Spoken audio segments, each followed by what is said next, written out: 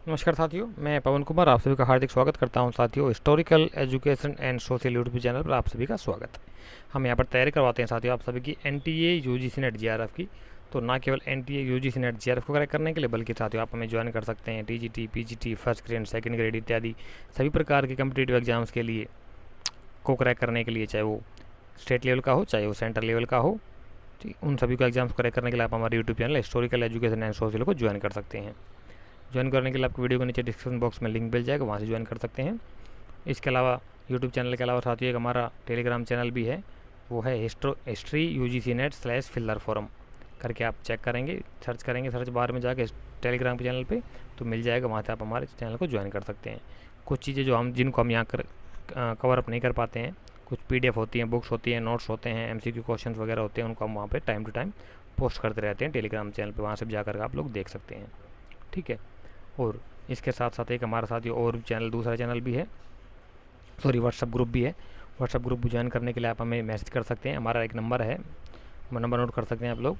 वो नंबर है 9250710079। ये नंबर, इस नंबर पर मैसेज कर दीजिए, हम आपको हमारे व्हाट्सअप ग्रुप में ज्वाइन करा देंगे। वहाँ से आप अपनी तैयारी कर सकते हैं, डिस्कशन कर सकते हैं। किसी प्रकार की कोई समस्या हो तो आप हमें मैसेज भी कर सकते हैं। और सैटरडे को शाम 4 बजे, सैटरडे को शाम 4 बजे हर वीकली हमारी एक गूगल मीट होती है, जिसमें हम लाइव डिस्कशन करते हैं। वो हमारा क्या बोलते हैं,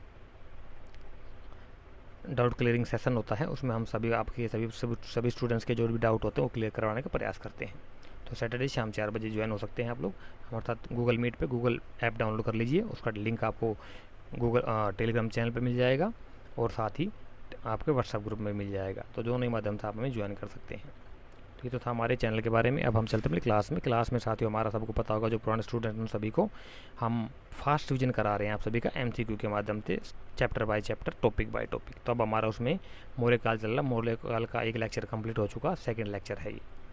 तो उसमें ही सेकंड लेक्चर का जो फर्स्ट क्वेश्चन आज का, वो क्या कहता है, क्वेश्चन नंबर 26 ये रहा। क्या कहता है कि मेगस्नीथ द्वारा लिखित इंडिका में बाढ़ से संबंधित वर्णन में कौन सा कथन असत्य है, यानी कि कौन सा कथन गलत है। चार कथन दिए, चारों में से आपने गलत चूज करना है। बताइए राइट आंसर क्या होगा इसका।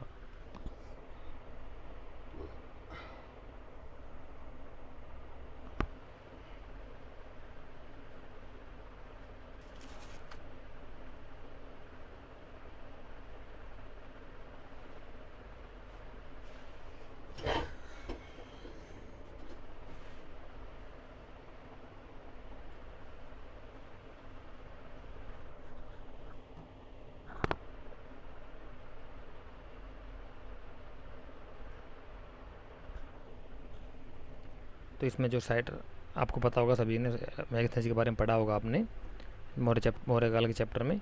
तो उसमें क्या होता है कि भारत में 7 प्रकार की जातियाँ थी, ये भी उल्लेख करता है, ये भी सही है।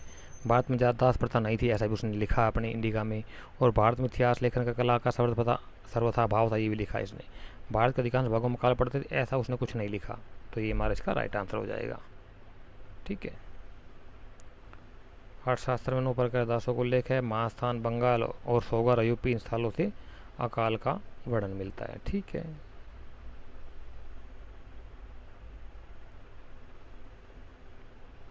आगे कहता है क्वेश्चन कि चीनी यात्री जो थे वो भारत को क्या कहते थे।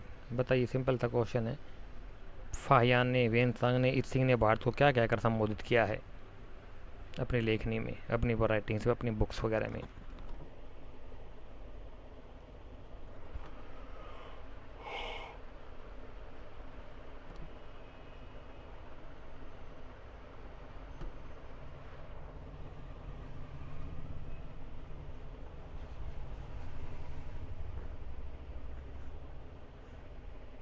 ज़्यादातर आपने पढ़ा होगा साथियों, वो पढ़ा होगा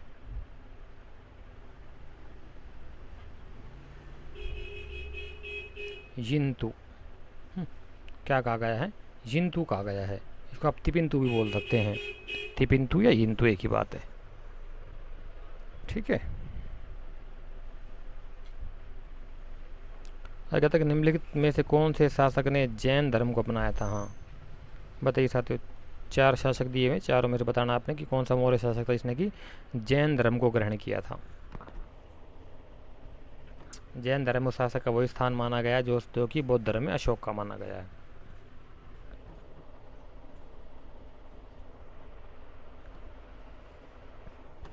इसको थोड़ा ठीक करना,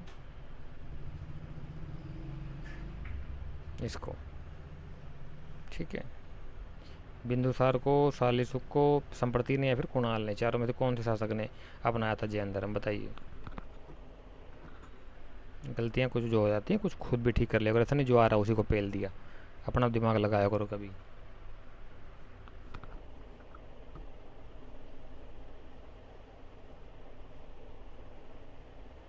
जैसे जो राइट आंसर हो जाए वो होगा आपका, सबको पता होगा, थर्ड सिंपल क्वेश्चन, संप्रति ने अपनाया था जैन धर्म।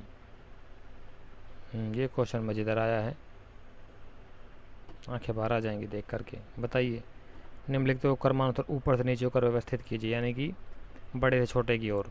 ये आपकी जो है प्रशासनिक इकाइयाँ हैं, देश, फिर राज्य, फिर डिस्ट्रिक्ट, जिला, फिर तहसील, फिर ग्राम। आधुनिक संदर्भ में, इसी संदर्भ में मौर्यकालीन प्रशासनिक इकाइयों का वर्णन और डिटेल दी गई है। तो इसमें आपने बड़े से छोटे की तरफ बताना है कि सबसे बड़ी कौन सी थी, सबसे छोटी कौन सी थी।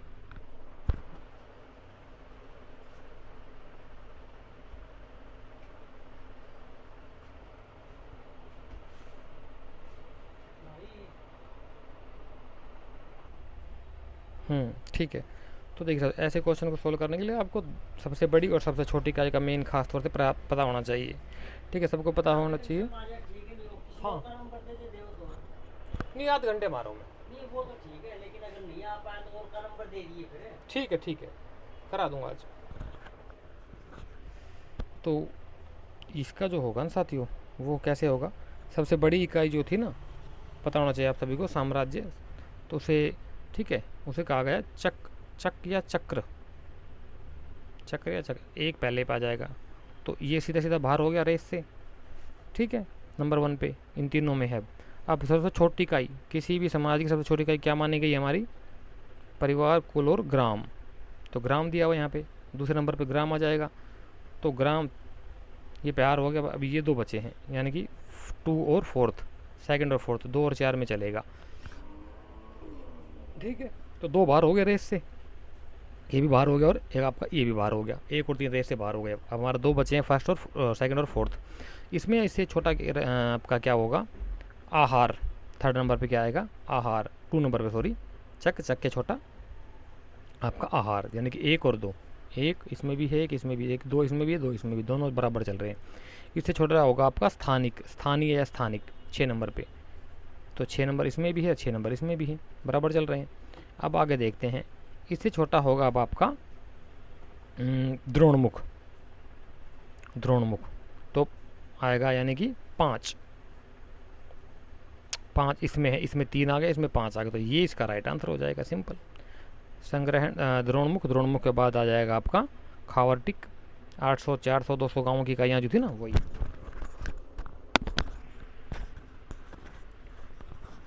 द्रोणमुख, खावर्टिक, और आपका इसके बाद आएगा संग्रहण 3 नंबर पे, और 4th में लास्ट में आएगा आपका ग्राम। ये ग्राम आ गया, सिंपल।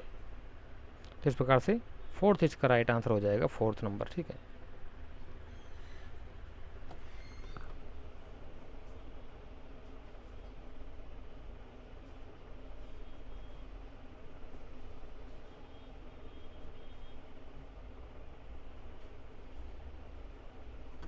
आगे कहते हैं क्वेश्चन नंबर 30, कौन सा कथन गलत है, बताइए साथियों, कौन सा कथन जो वो गलत है।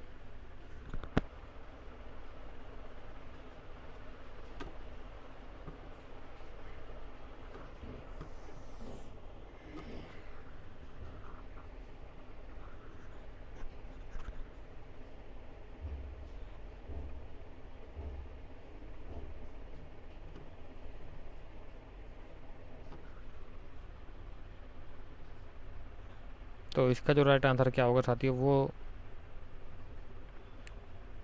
देखिए, इसमें ये है, ये बिल्कुल सही है ऑप्शन। देवता का रूप पतंजलि की महाभाष्य के अनुसार। इसमें किसने को सोने, बाद में उसको सोने खाने से सोने की चीटियाँ भी थी, ये भी सही है। और इंडिका का अंग्रेजी अनुवाद 1891 मैकरेंडल महोदय ने किया था। इसमें ये गलत है, ये भी आधा गलत है कि ये दूसरा शिलालेख में ऐसी नहीं थी, ये है 13वें शिलालेख में कहा था इसने ऐसे। किसने? 8वीं जनजातियों को उल्लेख जो करता है वो 13वें शिलालेख में उल्लेख करता है।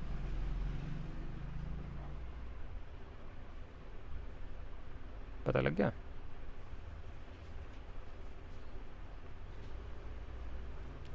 चंद्रगुप्त मौर्य को सेंट्रोकोटस किसने कहा?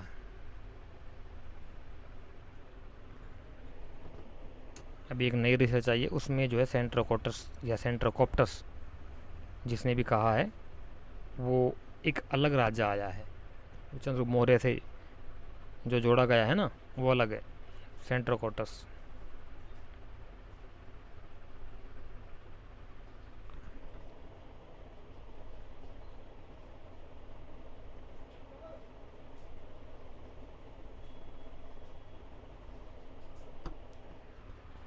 क्वेश्चन नंबर 31 का जो राइट आंसर होगा वो होगा आपका ऑप्शन नंबर 4, यानी जस्टिन ने कहा है भाई। रुक जा भाई, जस्टिन ने कहा सेंट्रोकोप्टस किसको? चंद्रगुप्त मौर्य को। अलग ये अभी तक की थ्योरी चली आ रही वही है, परंपरावादी। हमारे लोग को नई रिसर्च करके खुशी ने, अभी एक नए रिसर्चर आए हैं वेदवीर राय, उन्होंने ये साबित कर दिया कि सेंट्रोकोटस चंद्रगुप्त मौर्य अलग था, सेंट्रोकोटस अलग था, दो अलग अलग राजा हुए हैं वो। और चंद्रगुप्त मौर्य जो जिसके बारे में कहा जाता है कि ये अपने वहाँ भद्रबाहु के साथ जो गया था दक्षिण भारत में, श्रवणबेलगोला, कर्नाटक श्रवणबेलगोला में, वो विशाखाचार्य था। वो चंद्रगुप्त दूसरा था जो कि विशाखाचार्य बोला गया उसको, वो था। ये अलग है, ये चंद्रगुप्त मौर्य अलग था। क्रोनोलॉजिकल एरर आया था करीब 600 से 1300, हाँ 1300 साल का लगभग। विलियम जॉन्स ने इसकी पहचान चंद्रगुप्त मौर्य से की थी, उसने कर दी, हमारे इंडियंस लोगों ने मान लिया। ये लकीर के फकीर तो होते इंडियन, अपना कुछ तो करते नहीं हैं। हाँ, एक तरफ दिया गया है विद्वानों के नाम जिन्होंने उसकी मौर्य वंश के पतन के कारणों को सम्मिलित कीजिए। एक तरफ विद्वानों का नाम दिए गए जिन्होंने कि कार्य कथन बताए, अलग अलग कारण बताए, और एक तरफ कारण दिए गए हैं कि मौर्यों का पतन किन किन कारणों से हुआ। तो किस किस विद्वान ने कौन कौन से कारण माने ये बताना आपने।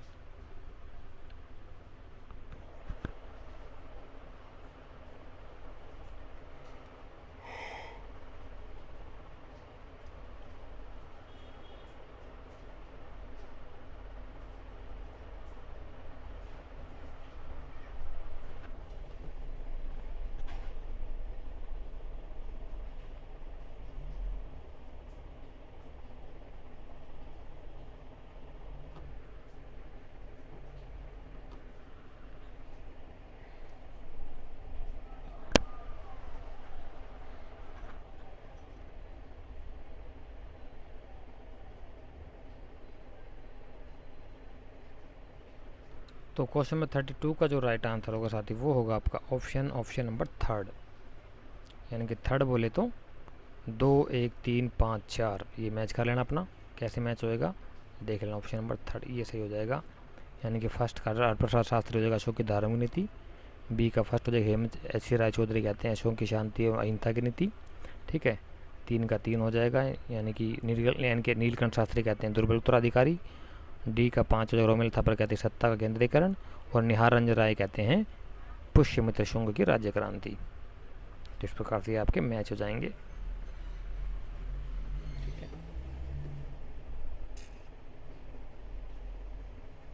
निम्नलिखित में से असत्य कथन पहचानिए। हाँ बिल्कुल सही कहता है, बताइएगा। कुणाल अंधा था, बौद्ध संप्रति बौद्ध धर्म का अनुयायी था, काल साल अशोक अत्याचारी शासक था, बृहदत्त मौर्यवंश का अंतिम शासक था। बताइए राइट आंसर क्या होगा इसका। असत्य कथन।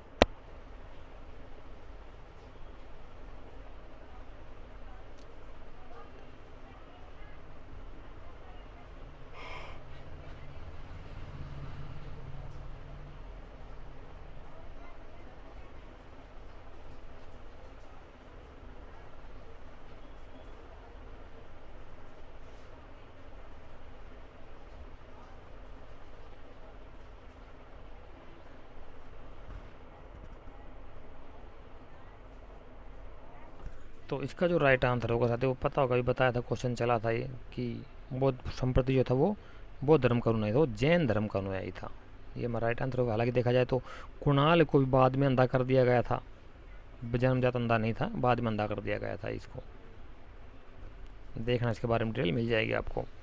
मौर्य काल का प्रमुख उद्योग क्या था, बताइए साथियों, क्या था मौर्य काल का प्रमुख उद्योग जो था वो?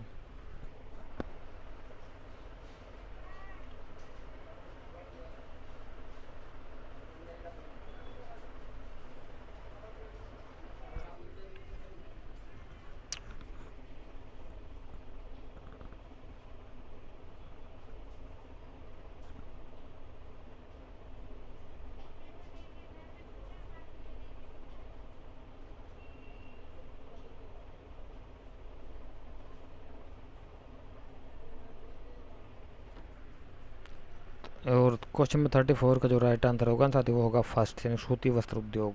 ये इसका क्लियर हो जाएगा राइट आंसर। कौन सा कथन असत्य है?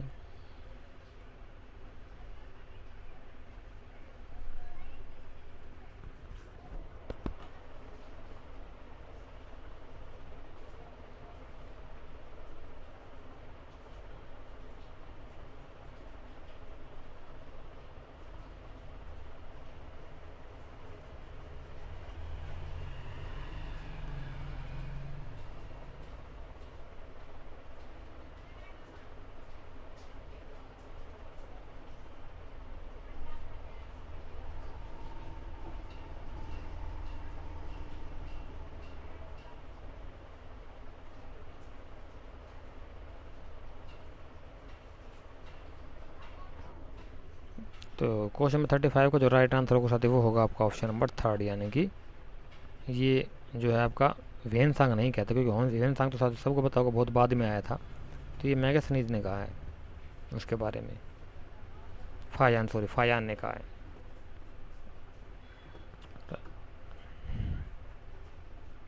इसका मतलब फायान के समय तक चंद्रगुप्त मौर्य के राज दरबार सुरक्षित थे। फायान आया था आपका 399 से 415 के बीच में, आपको पता 4th AD। और ये था आपका चंद्रगुप्त मौर्य कब था? 321 में राजा बना था। इनके लगभग दोनों के बीच में लगभग 600 साल का गैप था। और 600 साल तक वो उनका चंद्रगुप्त मौर्य का दरबार यूँ का यूँ था क्या यार। और जबकि वो बताया गया कि लकड़ी का बना हुआ था, सोच के देखो साथियों क्या टेक्नोलॉजी रही होगी।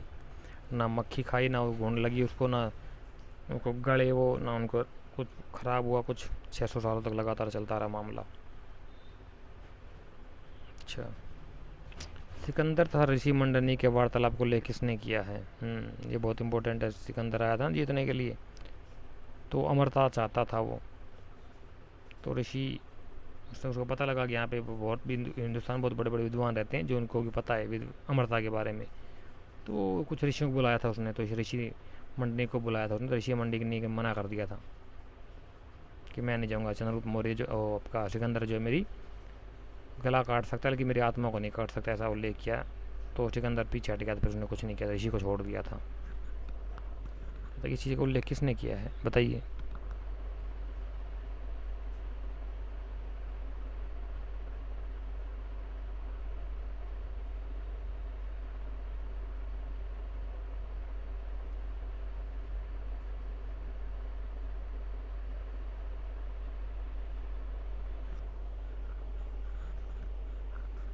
इस क्वेश्चन का जो राइट आंसर होगा साथी वो होगा आपका ऑप्शन नंबर 4, मैगस्थनीज ने कहा है। मैगस्थनीज ने इसी का उल्लेख किया है। कौन सा कथन गलत है? बताइए।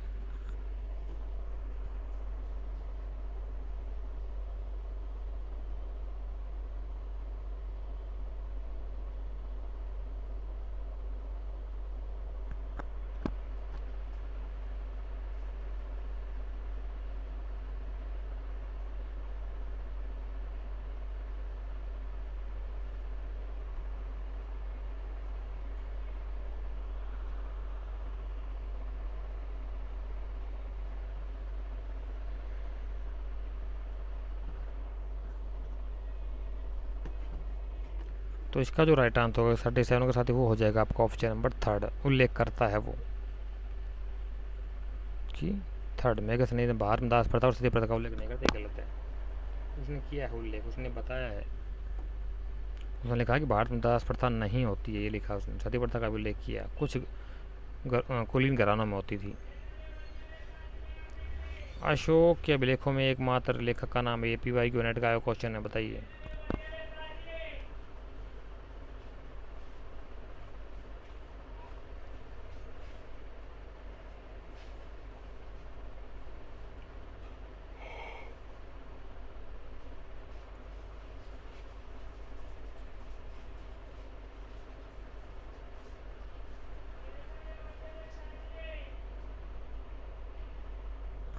अशोक के लेखों में एक मात्र लेखक का क्या नाम क्या था, सबको पता होना चाहिए। तो एक मात्र लेखक है चापड़, चपड़ या चापड़ आता है, इसका उल्लेख आता है ब्राह्मी लिपि और प्राकृत भाषा, दो जगहों पर इसका उल्लेख मिलता है, दो जगहों पर इसका नाम मिला है।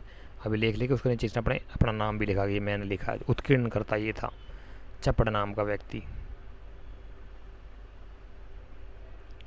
हर्षचरित वह वी है ना, गड़बड़ पेल दे।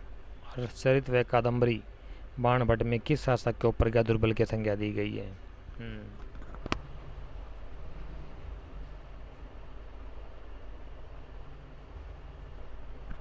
प्रज्ञा दुर्बल मतलब जो कि जिसमें सोच समझ की क्षमता ना हो ज़्यादा, कूटनीति जो ज़्यादा ना हो, जो राजा जो है सोच विचार करने वाला ना हो, बुद्धिमान ना हो। प्रज्ञा, प्रज्ञा मतलब बुद्धि, और दुर्बल मतलब कमी। जिसकी बुद्धि कम हो, जैसे कि राहुल गांधी। बिल्कुल एग्जैक्ट एग्जाम्पल है राहुल गांधी उसका, प्रज्ञा दुर्बल का।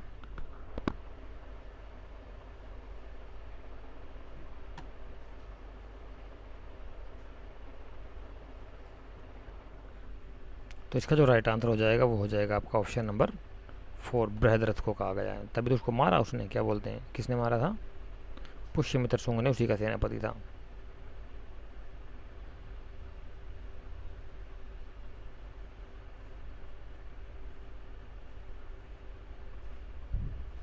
बताइए राइट आंसर क्या, कौन सा कथन सत्य है?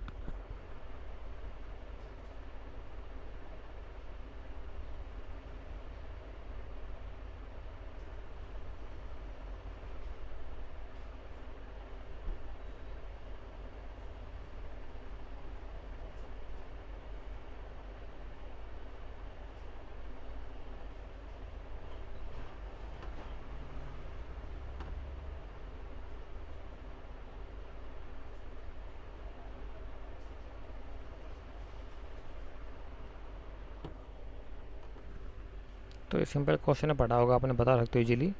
इसका जो राइट आंसर है वो है आपका ऑप्शन नंबर 4, ये सही है, बाकी तीनों गलत है। एक है 13वां शिलालेख में कहता है अशोक ने,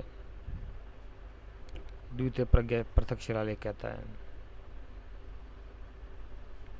और सी का छठे शिलालेख में कहता है। कौन सा कथन सत्य बताइए?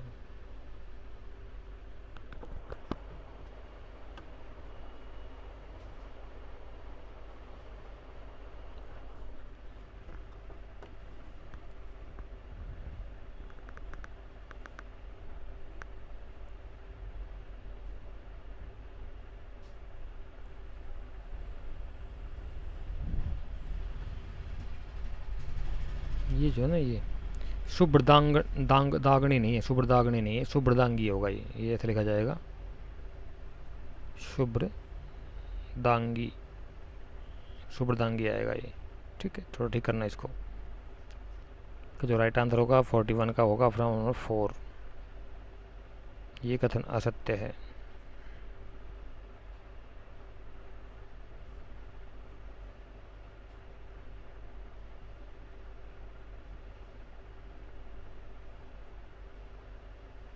बताइए। शिलालेखों को अच्छे से पढ़ लेना चाहते हैं। अशोक के शिलालेखों हर बार क्वेश्चन बनता है यहाँ से, क्या 2 क्वेश्चन हर बार आता है यहाँ से अशोक के शिलालेखों में से। 13 स्तंभ शिलालेख हैं उसके मेन जो हैं, उसके बाद लघु शिलालेख हैं, वृहद शिलालेख हैं, जितने प्रकार के शिलालेख हैं कहाँ कहाँ से पाए गए, उसमें क्या क्या लिखा गया है, क्या क्या सिस्टम है, देख लेना अपना अच्छे से, हर बार क्वेश्चन बनता है।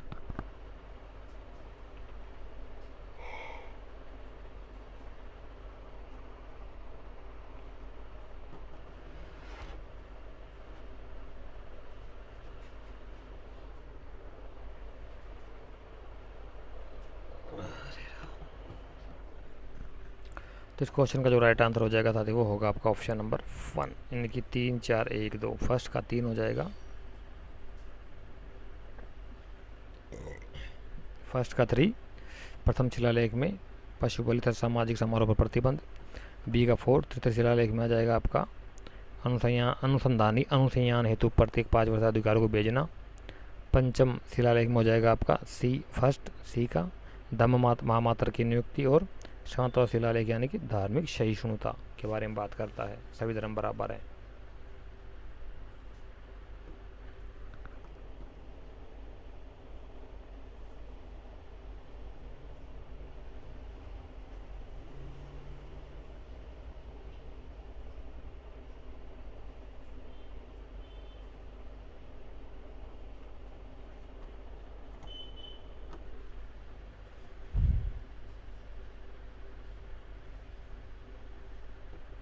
बताइए किस विद्वान के अनुसार मौर्य मोर जो था मौर्यों का राज चिन्ह था?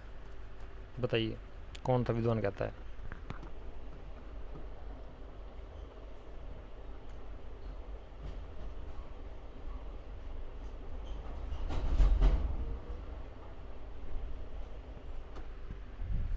तो इसका जो राइट आंसर होगा वो होगा आपका ऑप्शन नंबर 2, ग्रुनवेडल। किस विद्वान का कथन है अशोक का नाम तारे आकाश में तारे की भांति चमक रहा है? अच्छा जी, H G Wells, R C Dutt, H C Ray Chaudhuri, Eliot, किसने कहा?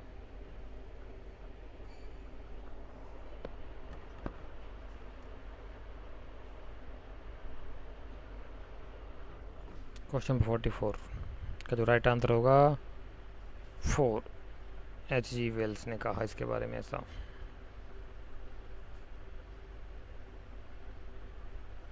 एक अशोक का एकमात्र अभिलेख जिस पर 7 लेख अंकित है, बाकी सब पर 6 लेख अंकित हैं। बताइए।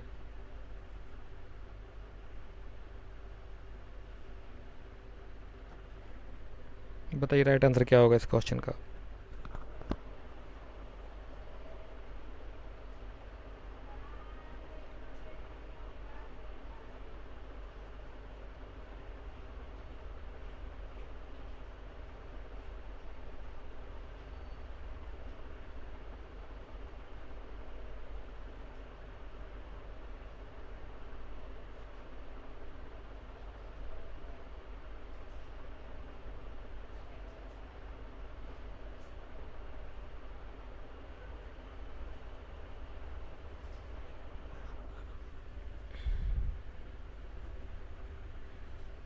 फोर, दिल्ली टोपरा स्तंभ लेख। जी। 46 क्वेश्चन कहता है कि अशोक के नवीनतम खोजे गए लघु शिलालेखों में से कौन सम्मिलित नहीं है? बताइए।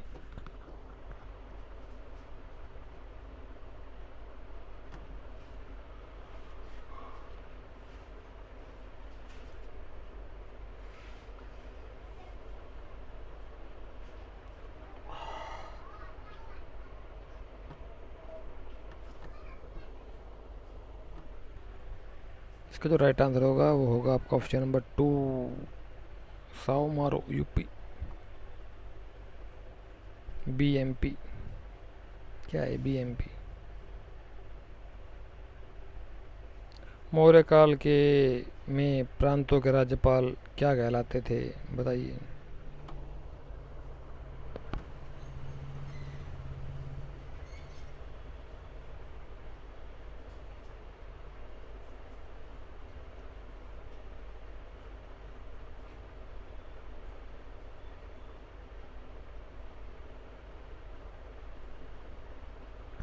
सिंपल सा क्वेश्चन है, पता होगा सबको।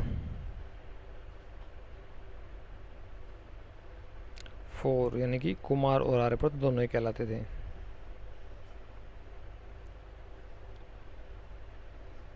किस विद्वान ने मौर्य राज्य को राज्य के निरंकुशवाद पुलिस राज्य कहा है?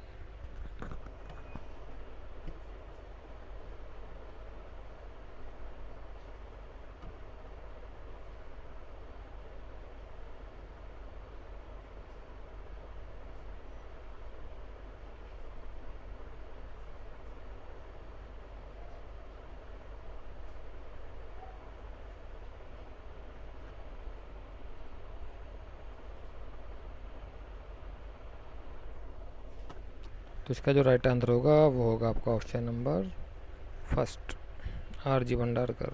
बहुत इंपॉर्टेंट हिस्टोरियन है ये। भारतीय श्वेत रंग के चमड़े सफ़ेद चमड़े के जूते पहनते इसका उल्लेख किसने किया है?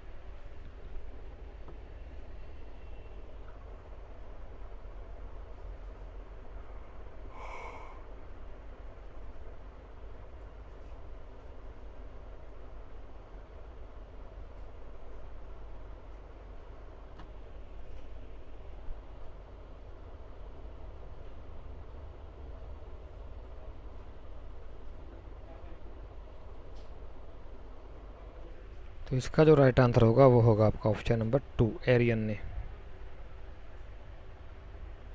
इसको देखना थोड़ा डाउटफुल लग रहा है मुझे भाई। ये कौन से अभिलेख में, ये क्वेश्चन 50 और आज का अंतिम सवाल है, कहते हैं कौन से अभिलेख में अशोक का नाम अशोक मिलता है? कौन से ब्लैक में अशोक का नाम अशोक मिलता है, बताइए साथियों।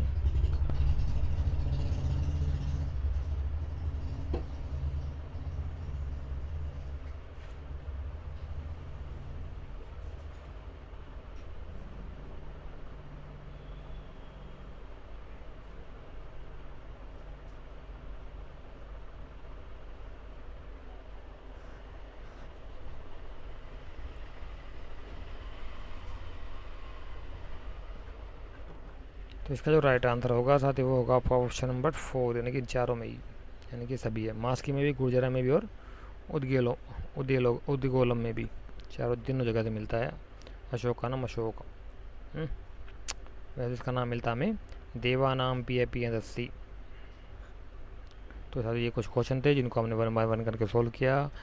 आगे मौर्योत्तर काल में हम नेक्स्ट चैप्टर जो हमारा आएगा वो मौर्योत्तर काल आएगा, उसमें हम आपको शक सातवाहन, शुंग वंश ये सब कराएंगे। तो उसके लिए तैयार हो गया ना, थोड़ी स्टडी खुद भी कर लिया करो सातवाहन वंश वगैरह के बारे में। उसके बाद फिर आपसे वन बाय वन करके आगे चलेंगे, ठीक है। तो तब तक के लिए अपने कंट्री स्टडी बरकरार रखिए।